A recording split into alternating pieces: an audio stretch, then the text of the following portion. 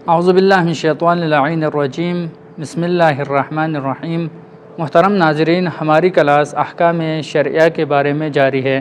ان میں سے واجب نمازوں کے بارے میں کتنی واجب نمازیں ہیں وہ بیان کیا ہے۔ واجب نمازوں میں سے ایک ہے قضا نمازیں، اور باپ کے قضا نمازیں بڑے بیٹے پر واجب ہیں، لیکن اس کا جو طریقہ ہے قضا نمازیں کس طریقے سے، کس آسان ترین طریقے سے پڑھنا ہے، وہ آپ ناظرین کی خدمت میں بیان کروں گا۔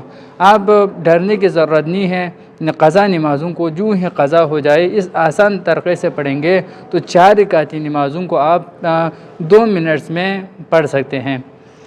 وہ طریقہ یہ ہے کہ نیت میں صرف آپ نے وہاں ادا کی نیت ہے، یہاں پر صرف قضا نماز پڑھتا ہوں، قضا مثال کے طور پر قضا صبح کی نماز پڑھتا ہوں یا پڑھتی ہوں قربتاً الی اللہ۔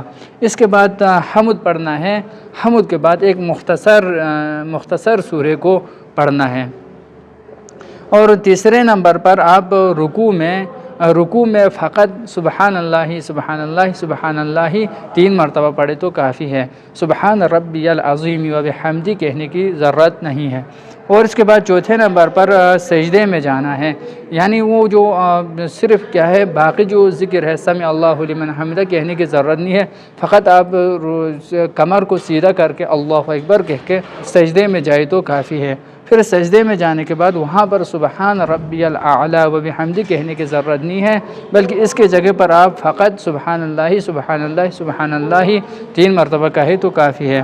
اور اس کے بعد اگر مغربین کی نماز ہے یا اس کے بعد ظہرین اور مغربین کی نماز ہے تو وہاں پر تیسری اور چوتھی رکعت میں سبحان اللہ والحمد للہ ولا الہ الا اللہ واللہ اکبر، یعنی اس کو کہتے ہیں کہ تسبیحات اربعہ کو 3 مرتبہ کہنے کی ضرورت نہیں ہے، قضا نمازوں میں فقط 1 مرتبہ تسبیحات اربعہ کہے تو کافی ہے۔